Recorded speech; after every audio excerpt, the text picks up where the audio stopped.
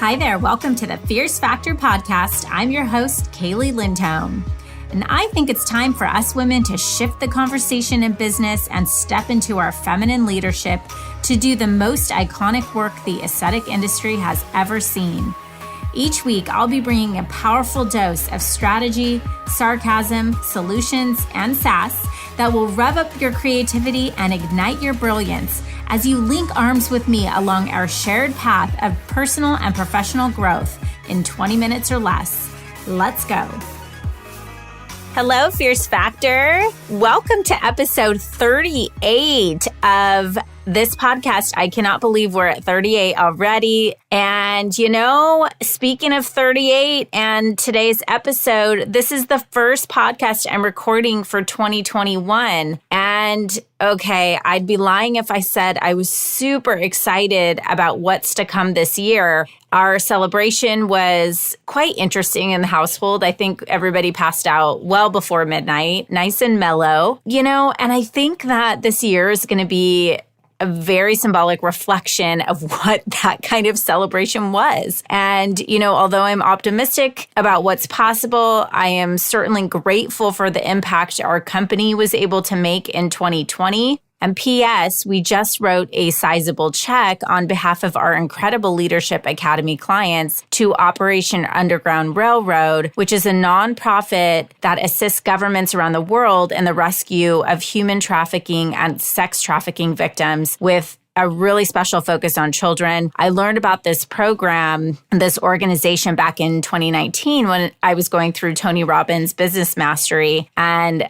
I was blown away by the statistics that approximately 700,000 people are trafficked across international borders per year, 80% of them females and children. And our company is committed behind this mission. We are looking to double our donation level this year, in addition to volunteer support and community outreach. And if you aren't familiar with this organization, I urge you to just do a Google search and educate yourself. And for those of you who are listening who contributed either directly or through our work together, thank you. So back to 2021, we are still in lockdown here in California. And I'm not going to lie, I miss meeting my girlfriends for a glass of wine. I'm so tired of eating my own cooking. My hair is a hot mess. Well, you get the picture. And I'm not really a New Year's resolution kind of person, but people who know me will likely agree. I'm certainly always in a perpetual state of renewal. And for me, this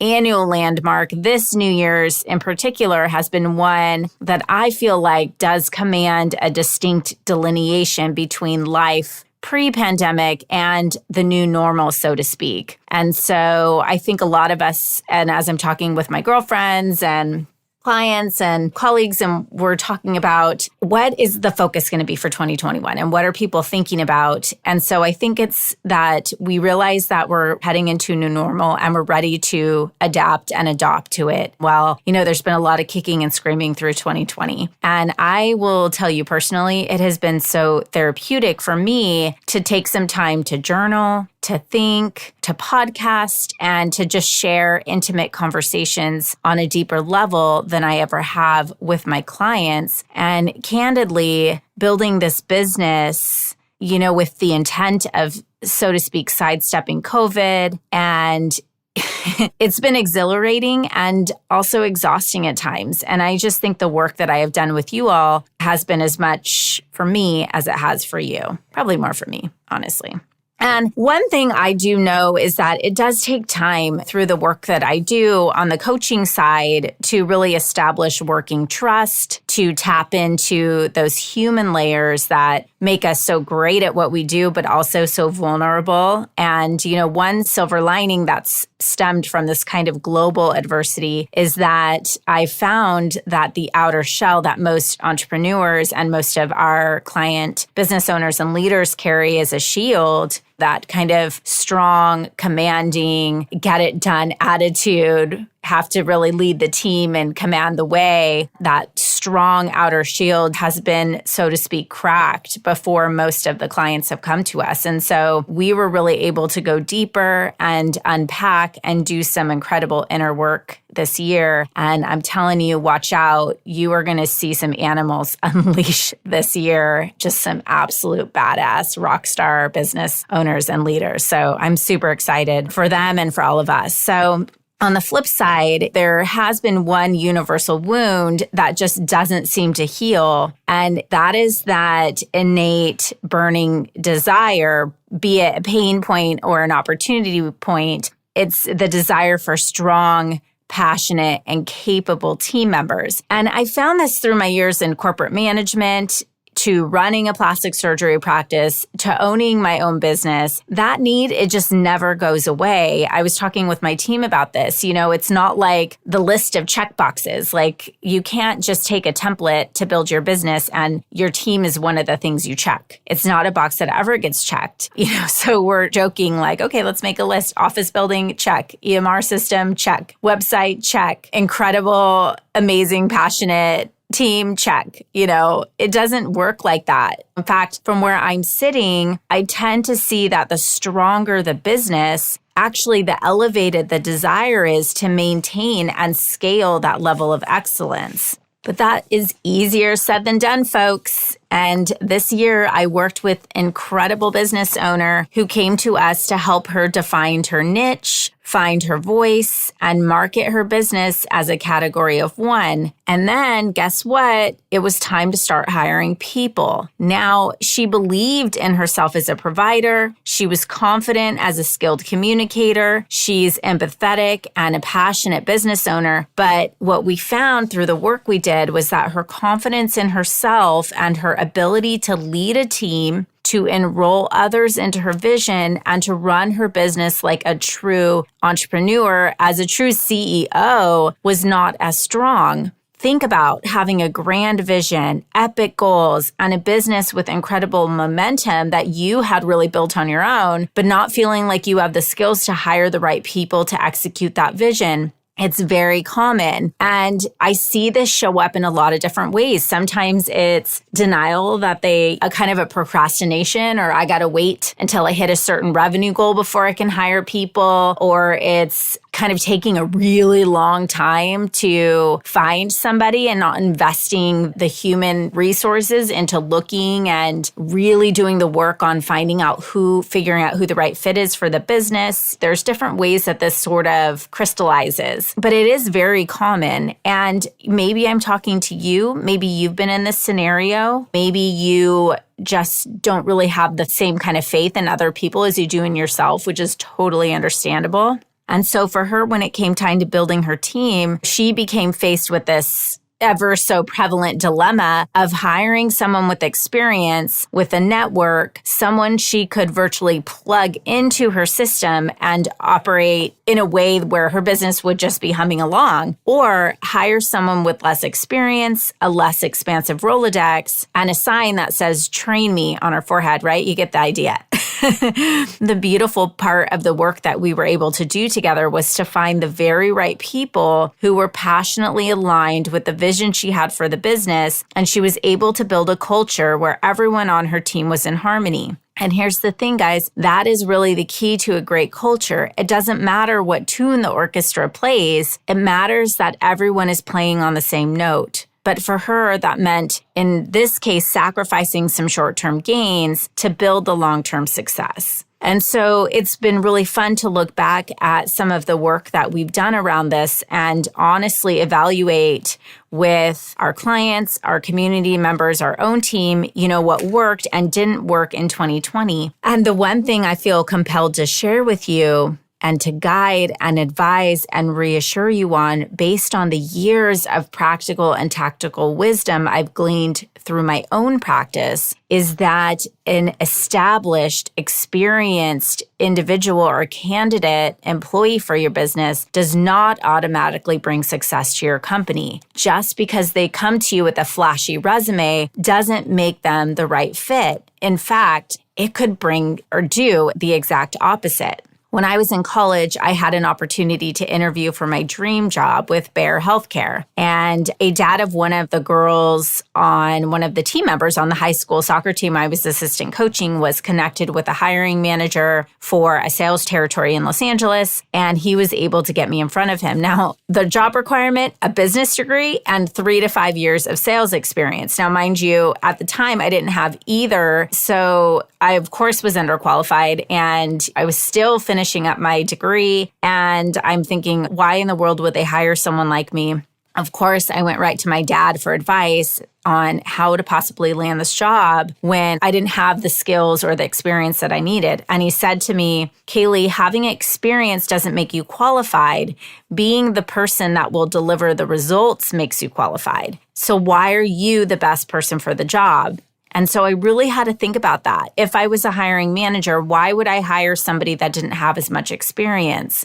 And I went into that interview across the table from a man who would later become my first real boss and mentor. And I told him, experience doesn't matter. Passion matters. And the willingness to learn and to be a sponge for knowledge, that matters. And I would do it his way. I would learn with no filtered opinions about what should be. And I would figure out what I did and didn't know. And I would implement those systems better than anyone else. Now, he put me through what felt like 10 more interviews before I landed that dream job. And I think he was moved by my passion and my commitment. And now looking back, he knew that I was right for obviously that territory, be it different than the standard, the model territory manager or sales manager that they were bringing in. And now I look back at that girl from the lens of a founder of a business that is built on purpose and hustle.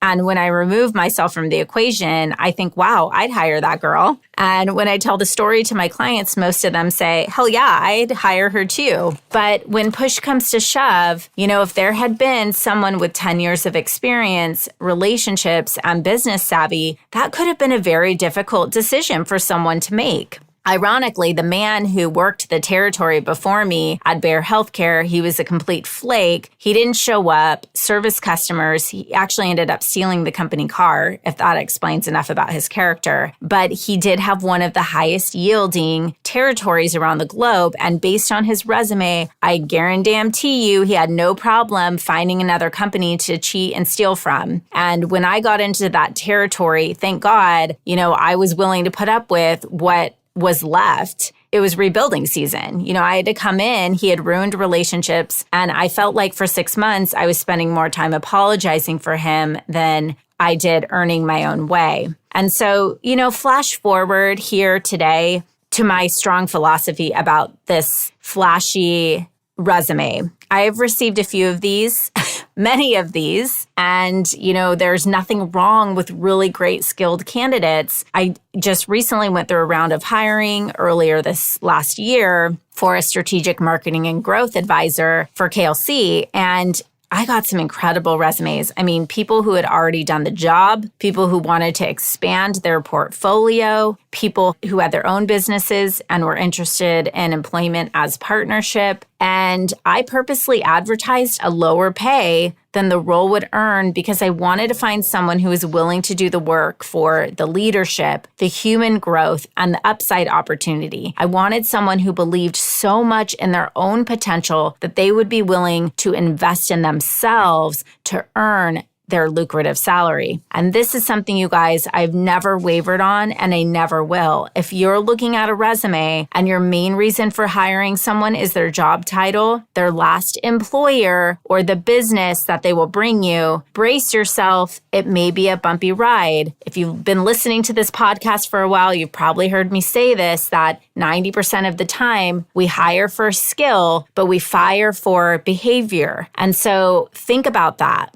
Okay, so if you are interested in learning more about this philosophy around hiring and culture curation, please save the date for February 1st. I am putting together some incredible content for a 90-minute masterclass where we will be discussing your next hire, strengthening your company culture, and building compensation plans that are a win-win for both the employee and the business. Here's the thing, you guys. You can eliminate the frustration of having to manage poor performance, behavioral issues, and truly the discomfort of the people drama when you create a solid plan from day one. But folks, not by skipping steps. Not by just hiring the flashiest resume, not by hiring somebody because of the portfolio or the Rolodex of business that they can bring you. Okay. I'm not to say that there isn't a fit for that somewhere, but please, build a team intentionally to fit your business and not the other way around. So I'd love for you to join me for this incredible masterclass coming up. You can register early today at www.klcconsultants.com/masterclass. This will be an interactive workshop style masterclass. So it will be limited to 20 attendees. We're not going to do like our big usual 300 person boot camp. It's going to be intimate. It's going to be small. It's going to be high touch. The cost is $0. I just ask for you to answer a few questions and show up and do the work. And again, this isn't another Zoom webinar with a list of 10 tactics. It is a powerful, thought-provoking, elevated conversation around building a deeply satisfying, lucrative, freedom-based business that will give you the autonomy and cash reserves you deserve in 2021. So I hope you've enjoyed this episode as much as I have. Thanks, y'all, for tuning in today and tuning into the kickoff of an incredible 2021 together. And I will talk to you next week. Thank you for joining me for this episode of The Fierce Factor. If you enjoyed the show, please make sure you subscribe so you can automatically get new shows every week. I'd also love it if you left us a review. And come join the conversation online. If you're an aesthetic industry owner, operator, or leader, please join my free Facebook group, The Tribe of Fierce Aesthetic Leaders, a community of ambitious, purpose-driven professionals who collaborate and share best practices for growth in business and life. I'm honored you tuned in.